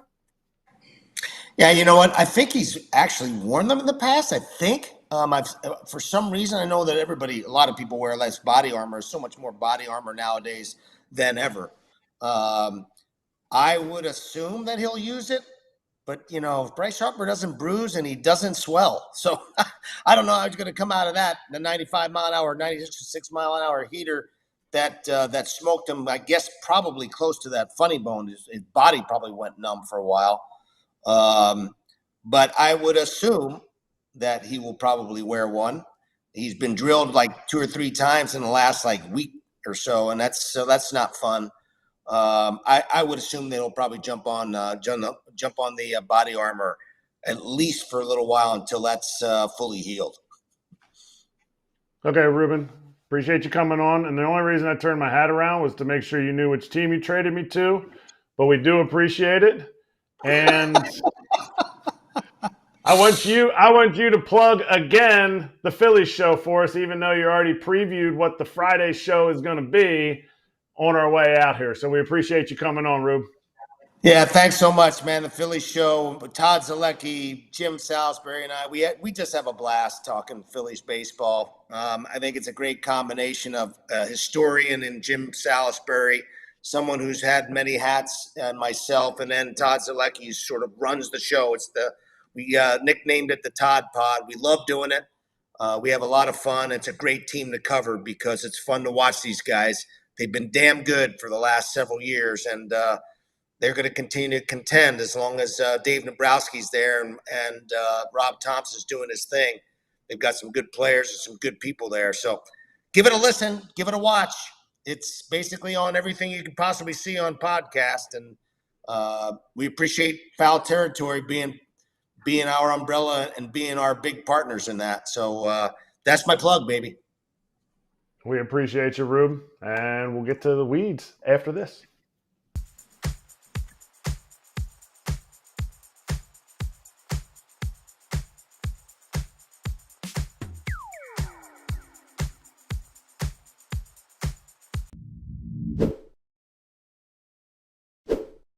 Kratz, my pup was picky, not anymore with Spot and Tango Unkibble, and it is about 40% less expensive than frozen food. So we're saving in the wallet and we're making our pups happier. Let's go apples to apples. I'm not cheap, but I don't want to waste my money on something that's good for my dog. This is perfect. Yeah, they are very excited. Both Bella, Kratz's pup, and Penelope, my little pup, for Spot and Tango. You can get your pup excited too, and there's no more guessing how much to feed your dog either. Spot and Tango creates a custom plan based on your dog's age, weight, breed, and activity level. It's a nice little survey. So upgrade your pet's bowl with Spot and Tango Unkibble for a limited time. Go to spotandtango.com/foul. Use code FOUL to get 50% off your first order. That's spotandtango.com/foul, code FOUL for 50% off your first order. Spotandtango.com/foul, code FOUL. Hey, we're back. Ronel Blanco is having season-ending Tommy John surgery. The announcement from the Astros today sucks for a rotation depth standpoint, AJ. This is a hit. I mean, it's a guy who at the very least could have been, a back-end starter for the rest of the year filling innings, and at times we've seen flashes of brilliance from him. He was good for him last year, so yeah, this hurts. This definitely hurts him, hurts their rotation. McCullers is back now, but Hunter, my boy Hunter, still pitching good, but yeah, they need Fromber to pitch well. They need Hunter. This hurts their depth, and this definitely is a blow to them. And 2 years ago, before last year, would we ever have thought, man, Ronel Blanco is a big blow? But this definitely hurts the Astros and their rotation depth. And he's starting pitching. That sucks. I mean, it's really sucks for him too because he kind of broke into the big leagues late. Now he gets the surgery. Better to have surgery in the big leagues than the minor leagues, but he was kind of becoming a piece of this team, and the Astros just have to keep doing what they're doing. They have to pick up from where, nobody feels bad for the Astros because everyone's gunning for them. It's a tough AL West this year. And they do have a Cy Young candidate. I mean, Max Fried and Tarek Skubal have been better, but Hunter Brown's pretty up there. So they've really found something. McCullers is back for the first time in years. Framber Valdez is still pretty much Framber Valdez, but I mean, they've gone through a lot of turnover with this starting rotation. So Blanco out for the rest of the season. We're talking Mariners next to see if they can run away with the division.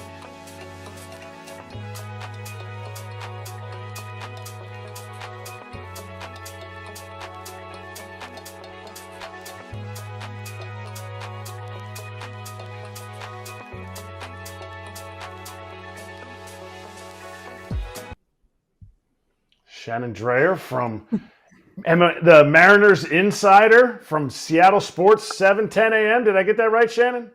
You got it. It's a mouthful. I'm sorry. Oh, it's in the back there. So yeah, you gave me a cheat sheet. So what do we got going on? I mean, the AL West is the Astro. Oh, wait, no, the A's. Wait, no, the Mariners. Surprise. Yeah, I think that has been a surprise for everybody. I think that the Mariners got off to a start that, with a change of manager, even though Dan Wilson was there a year ago, there were new pieces, there were new systems, and I think they thought that it might take a little bit to get into the season. It did not, and it did not get into the season the way they expected to. They expected to lead with pitching, and pitching went down, and for the first time in a long time, the offense stepped up. So we're looking at something very different right now. But is it sustainable in the sense that this is the same team that it's been? So where's the change? Because you don't just make a change. You don't just say, you know what, we're career this on-base percentage. We're career strikeouts. I know the strikeouts are kind of starting to creep up as a team again a little bit. But where is the distinct change in that offense?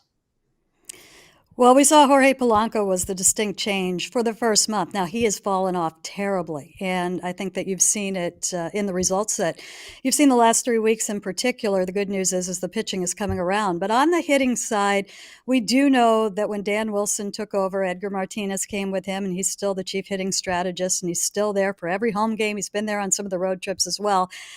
Wanted to break things down and to simplify it. And I do think that we saw results then. We saw results in the first month of the season. Kevin Seitzer comes on board. It's a different voice, a same tune that Edgar Martinez is singing. And you just seem to get the feeling that everybody is on the same page. And the word that you keep hearing is simplifying. And when you get them to break that down a little bit more and you take into account the conversations and the language that you've heard the last few years, you realize it is that. And, my kind of evaluation of it was they just gave him too much over the last couple of years.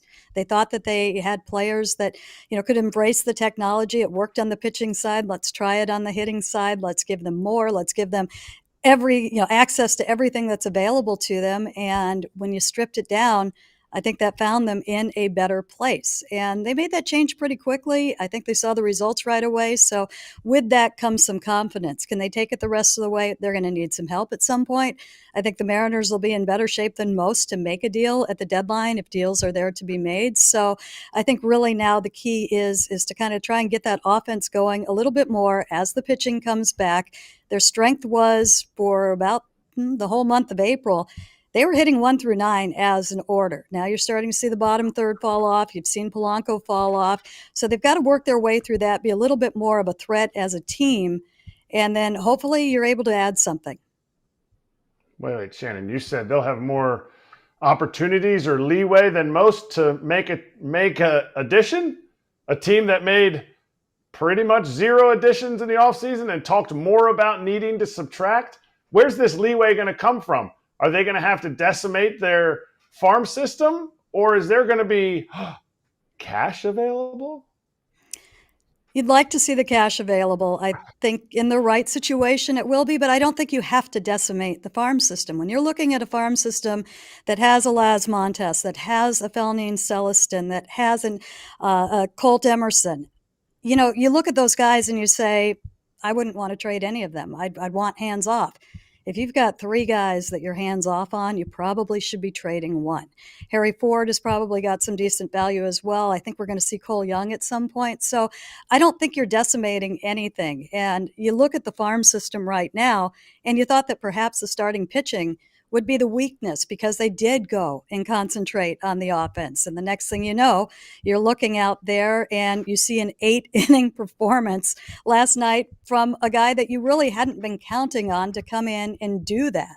So for me, I think they're stronger in the farm system than many believe. And I think we're finally going to see the opportunity to see the offensive players at this level. That's something we've seen the pitchers. We haven't seen the offensive players. So in terms of capital, when it comes to what they have in prospects, they can afford to give up prospects. And then the question is how much would they be willing to take on in salary? And of course, the biggest question, what's going to be available? Art, you're boots on the ground there in Seattle. I'm sure you get callers in the morning. I'm sure you're structured, or whenever your show is on where callers are calling in. Are they pissed at ownership for hosting the All-Star game and signing Julio Rodriguez and then no other spending really for this team that had a historic pitching staff last year and just, in my opinion, failed the fan base as an ownership? Oh, we hear quite a bit about that. It's a tough situation in that I think the assumption was going to be they would get to a point where they were going to spend. And you were thinking 3 years ago, are you going to see it? Are you going to see it 2 years ago? Are you going to see it this year? And you haven't. So yes, at the same time, they have seen the organization come back with a contract for Cal Raleigh, and a lot of people didn't believe they would say that. So you see that going in the right direction. You see Cal Raleigh signing with the team in that situation, and you hope it's going in the right direction. You know that they are draft and develop first. They're not going to go out there and make that tremendous splash that, go out and get the top free agent on the market, that's upwards of $600, $700, $800 million. I don't think we're going to see that. I think that with what they have built, you don't need to make the spectacular splash, but you need to make good decisions. And obviously, dollars are always going to help. And I think that they do look at this team right now. They do see the window and where it is. And, if there was ever a time that you were going to spend, it is now. And I think it's fair to expect them to spend some. Shannon, first of all, I've seen you for years and I never knew your name. So I'm glad now that I will not forget your name, because I've seen you in Seattle for like 25 years plus. And I never knew your name. I always saw you there and I always did a great job. So hello. And nice to know that I now know your name. So now I know your name. I'd never gotten it, because normally you ask a question and you don't. It's not like football where you say, hey, Shannon from the 710 Seattle Sports. Right? You just ask a question and you move on. So I was never played in Seattle, so I never got to know your name. So hello, nice to meet you. Nice to meet you too. But the bats are the thing to me, starting with Cal Raleigh. Cal Raleigh, I say, is the best catcher in baseball, defensively and offensively. Can these bats stay as hot as they have? And can they carry them to an AL West crown, even as the Astros look like they're starting to get hotter?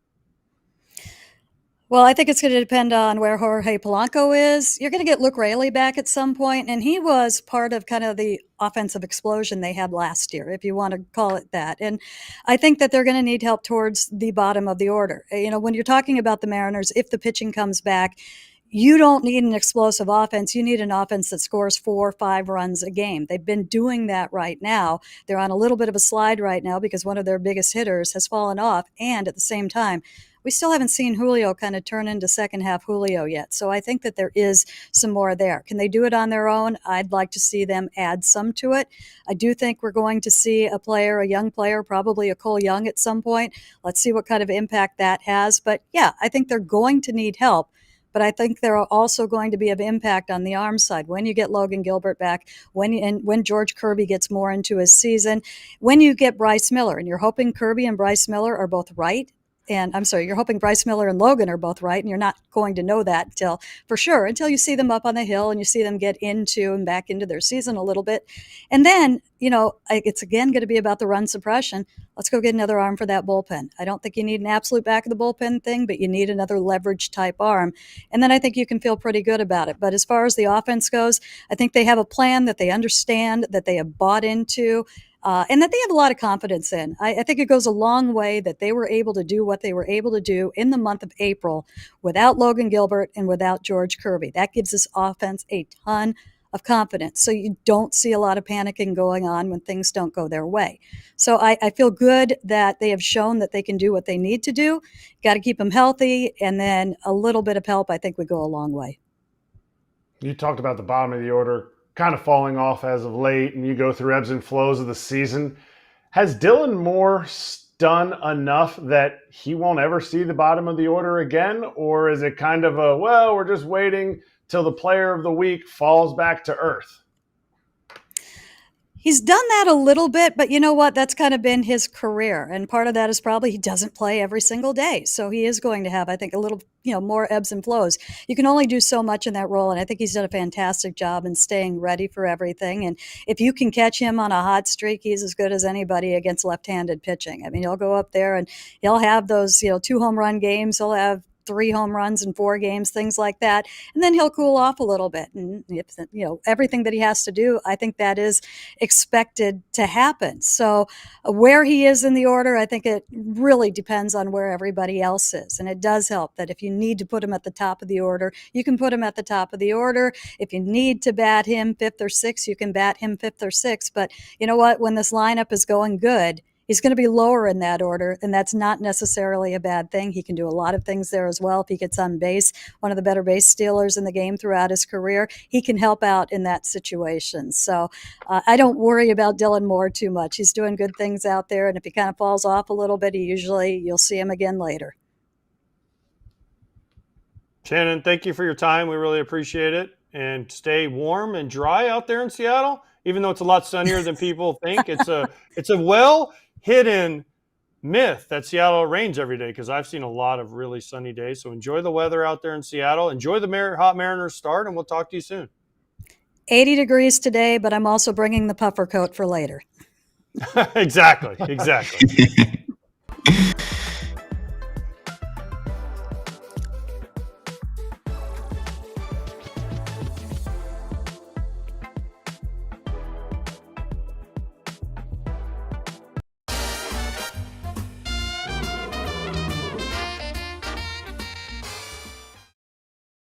All right, BetMGM locks time, and AJ, you're gonna dip out a little bit early today. You with us, AJ? There we go. All right, Yeah, so I'm here. I'm back.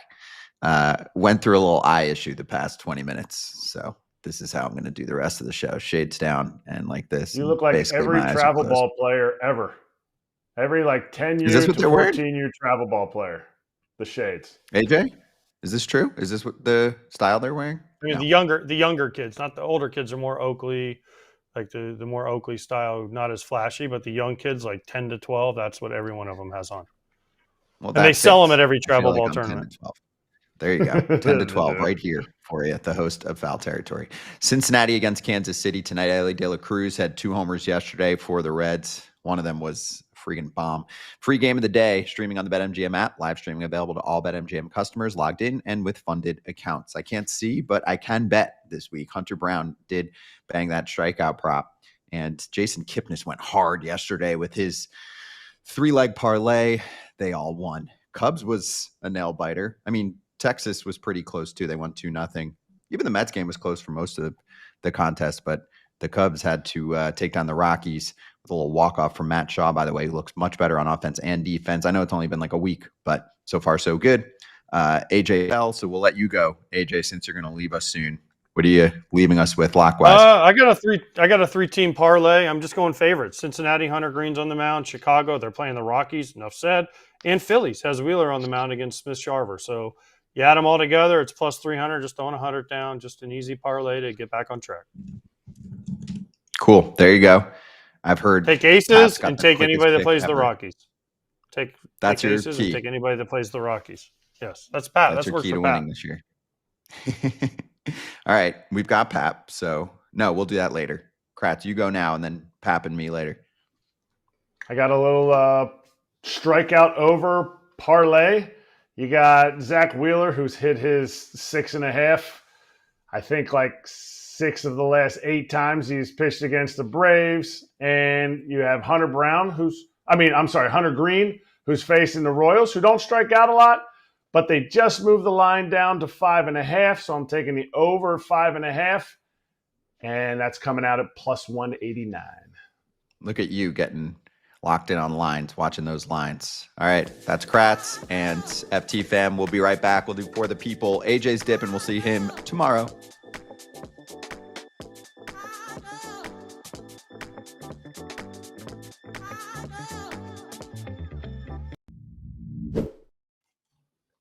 For the people, we asked you questions on our Instagram story, and now we have answers for you. I look ridiculous. Okay, let's get to the first question.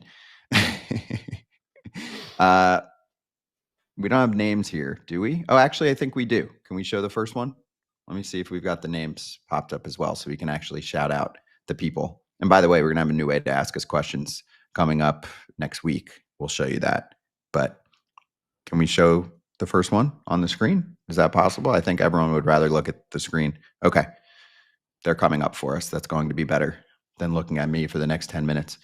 So we put out a nice, simple story and just said, hey, questions. We'll ask many of these that are appropriate on FT. And I'll read the first one while we're grabbing it. It's a very businessy question.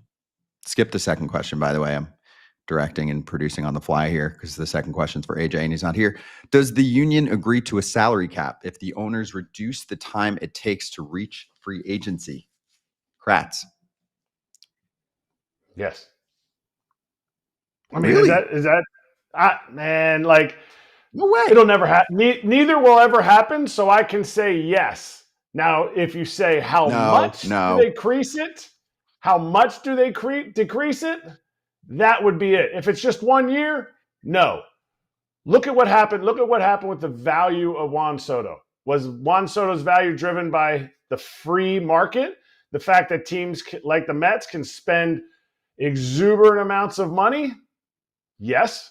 It was also driven by the fact that he was 26 years old. The younger you are, the more teams are willing to pay for your prime years, so they're not pushing that into other years. What will end up happening too is they'll have, you'll have your franchise type of players who don't go against your cap, just like other leagues. Neither will ever happen. There's no way the owners are willing to give enough to get a salary cap. The owners want a salary cap, just like players want to be free agents after 5 years of service, after 4 years of service, but they can't. And those are two of, the weighted scale right now. It's just no way one is going to be like, okay, we'll give a year up for a salary cap. Not a chance. It would have to be a monumental amount. You'd have to see players going to free agency at like 23, 24 years old. Okay, so I don't think it's a realistic offer, but I will say that the holy grail in my mind is the salary cap for players. So I just don't see them giving in on that one. I mean, they'd have to give up multiple years. So I'm a no there. Even if it's a 1 year offer, like you said, I think that's an easy no. If it's a 2 year offer, I still think it's probably a no. All right, let's get to the next one. Next one. And by the way, yes, we will put names on next time. This is a work in progress, an evolution here. Favorite baseball moment ever, Kratz. Let's do one for what you watched and one for what you played in. One for what I watched. I'm not even going to say it's a favorite. It's the most scarring because my team lost. Joe Carter's home run. I was 13 years old. I loved baseball. And I loved the Phillies. And as a 13-year-old kid, your team is in the World Series. You're able to stay up late night and watch the game. It was a searing moment in my mind that, wow, my team just lost, but I'll never forget it. So is it a favorite where I'm most excited about it? No. For me, my favorite moment had to be winning the NLDS as a player with the Brewers. Being able to have a part in it. I had been on the teams for, the 11 Phillies when we went to the playoffs, 14 Royals, didn't play in any of the games. So I enjoyed it. But 2018, I'm 38 years old, coming to the end of my career, and I get an opportunity to actually do something in the wins. That was my favorite playing moment that pops to my head right now. I'm sure there's others that I can't think of right now. You're a Brewers legend. I think that's an accurate choice right there. You are. Brewers fans do really love you. They really love you. Are the Dodgers the worst team for pitcher injuries? They're not the only team. Actually, the Brewers have a ton of pitcher injuries too, but the question was, are the Dodgers the worst team for pitcher injuries? And Kratz, I think this is a super interesting question because it depends how you take the question. If you're just looking at how many pitchers are on the injured list, I think they probably take the cake. But if you look at the pitchers that they like to go after who are injury prone, then there's more of a discussion. Because if you look at how they take care of pitchers in terms of rest, you're like, okay, it seems like they really do a good job there. Although at the same time, nobody really has the cure for how to keep guys healthy anyway. So do they really do a good job? You don't really know. This stuff's not linear, right? Like it's hard to actually put any kind of numbers to what's going on here besides the fact that they do actually have a lot of guys on the injured list. So how would you take this question? First off, let me know how you portray it, and then you can answer it. I portray it as they know what they're getting, and they're hoping to find. That's why they had 10 elite starting pitchers.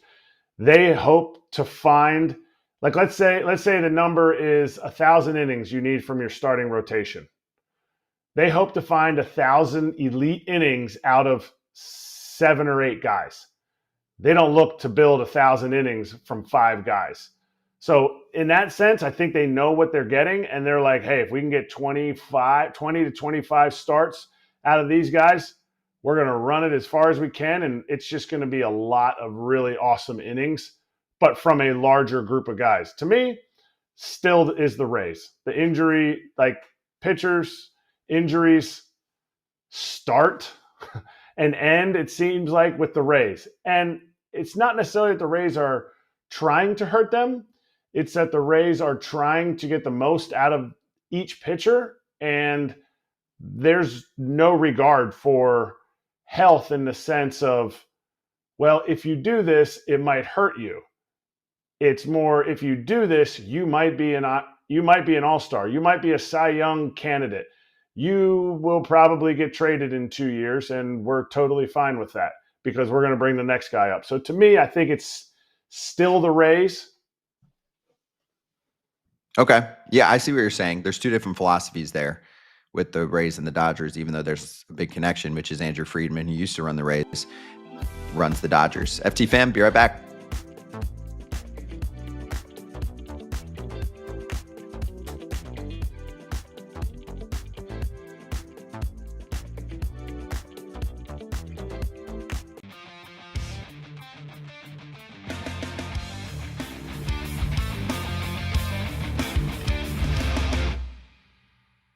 What's up, my people of FT? You already know the bet today. It's as simple as it gets.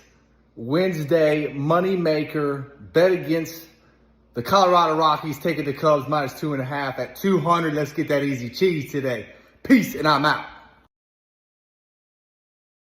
Of all time, I feel really good about it because he was just focused on the dub. So we'll see how that works for him. For me, I'm going over K-prop Noah Cameron. I was surprised it was this low. Maybe because they're watching the innings. I don't know. I mean, he's at 4.5.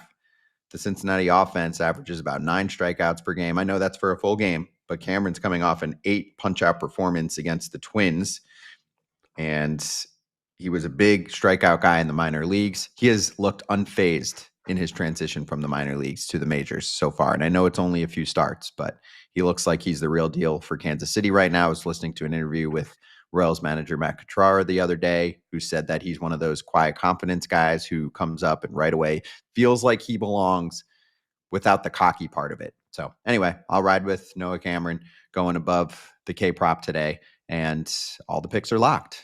So I'm at -120, just dropping 120 to win a hundo. AJ, the big boy today, going +300 with not 1, not 2, but 3 little picks. Cincinnati money line, that's CIN there. Chicago and Philadelphia. Go check it out. And then FT fam, home run blocks tonight. If you want to throw one out there, there's a little no sweat token to get your stake back in bonus bets if that home run prop misses, only on the BetMGM app. Kratz, did you cook up a home run prop for us today? I went super easy. Aaron Judge. It's paying me out at +180, which some people will be like, why? Well, he's facing Kikuchi and the Angels. they seem like they still want to pitch to him. And he's been ripping that four-seam fastball from lefties, and he already has, I think, 3 or 4 homers against Kikuchi. So, Aaron Judge, I very rarely take one this low, but BetMGM's backing my pick, so why not? Yeah, that's crazy. Plus 180. But you're right. If the pick misses, you get the stake back in bonus bets. But plus 180 for a home run prop is pretty insane. But that's where we're at right now with Aaron Judge, who is lapping the field in the AL MVP race for the first place New York Yankees. Better than box scores coming up next. And yes, I know I look like a tool, but I can't take these off. My eyes are tearing like crazy.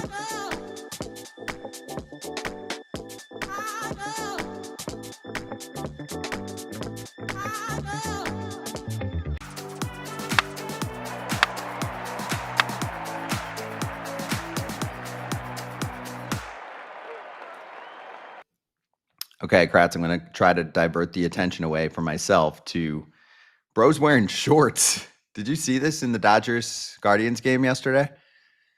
I didn't see this one. I saw where it had gotten to at the end of last week. So Sunday, I was watching their game. I think it was Sunday. And I was like, wow.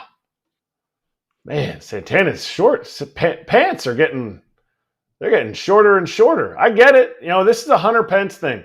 This culminated at Hunter Pence. Think about if we put that picture back up, think about what the umpire sees. The strike zone, the knees, kind of all blends in there. I'm just saying, you got to take an extra look. And a guy that handles the strike zone well, just from an outsider's view, and from when Hunter Pence started doing that, because we would get long socks and he started pulling them way up above his knee. Not that high up. That's extreme. But then guys start getting custom pants that are shortened. Carlito, man, you took those pantalones corta to the extreme. Short pants. He's got seniority, Carlos Santana. Give it a look. If you're listening to us later on, give it a look. It's worth a peek over on the YouTube channel later on, or catching it wherever you're catching us on TV. Next up, Bruce Bochy, So Gen Z. Jacob Latz, the performance he gave you tonight. Oh, he was busting, wasn't he? No, well, I mean, what a job he did. Bochy wanted to almost explain what bussin' was. Like, it doesn't. Come on, Boch. Like, come on, man. Don't be so sus when you're using Gen Z lingo, kid. He was tempted. Hey, there's some young players in that Rangers clubhouse, right? Trying to do too much. You think he wanted to give the definition out? I felt like he did. Because he said, well, you know what I mean? Yes, we know what you mean. We know he was bussing. That means he did good. Very well done, Boch. All right, FT fam, we're coming back with slap hands. We'll line up the rest of the week for you next.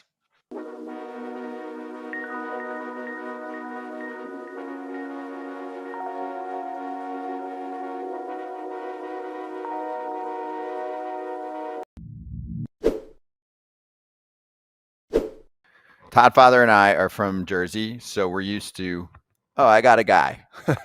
But sometimes that just means when I'm looking for a car, I go to Car Gurus. Yeah, and I think, honestly, the best part about this is communication, which we love here in Jersey where we're from. And this is a place where you can get a car. The price drops all the time, and they let you know when your car is ready and when you can get it. The communication part is the best thing for me, Scott. Agreed. In-depth vehicle reviews. Car Gurus will connect you with trusted dealerships when you're ready, ensuring a transparent and hassle-free buying process with over 4 million listings. They have more car listings than any other major online automotive marketplace in the U.S., so you can find the best deal. Buy or sell your next car today with Car Gurus at cargurus.com. Go to cargurus.com to make sure your big deal is the best deal. That's CARGURUS.com. cargurus.com.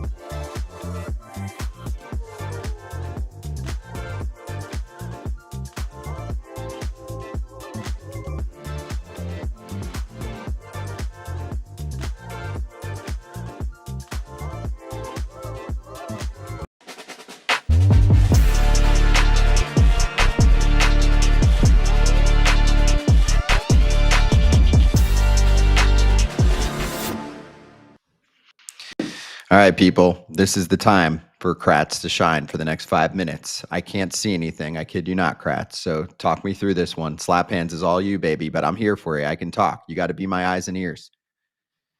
I mean, Ronny Simon's being consoled by his teammates. He's tearing up. He made 3 errors in 4 innings. He's making these mistakes as a young kid who is not impervious to not being perfect. He tries to be perfect. He wants success. He wants to stay in the big leagues, absolutely.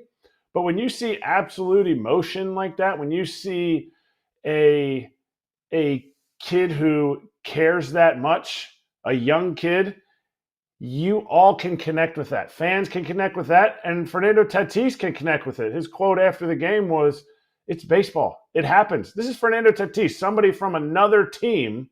Everyone who's won a Gold Glove or a Platinum Glove has had one of those games. I definitely know he's a great player. He's backing him. He's backing him as a player. Fernando would sling some balls around the yard. People probably don't remember. He was a shortstop. He knows that playing in the infield, you need to make the plays. And to have that vote of confidence from not only your teammates, patting him on the back, your manager, consoling him on the mound, it's okay to cry in the game. But having a competitor, somebody you're playing against, say, you know what, it's okay. Hopefully he'll be able to shake it off, because the beauty of baseball is also the horrors of baseball as a player. You go and get to play again today. You don't get to play again today in the big leagues. You get sent down to the minor leagues and you play again tomorrow. Like, it's a game that you get an opportunity to make up for your mistakes, but you also get an opportunity to get back out there right away and say, "Oh no, I'm the only person that's ever made 3 errors in 4 innings." Well, Kratz, let me Not the ask you case. this. Yeah, let me ask you this, Kratz. If you're his teammate and you're Kratz, what do you do? Right? Let's say you're the backup catcher on the Marlins right now. What do you personally do? Do you completely avoid him? Let's say you guys are not best friends, not like you don't know him, right? He's a teammate. He's a normal teammate for you. How would you handle that? Would you just give him a pat? Would you drop a joke? What would you do in your exact self?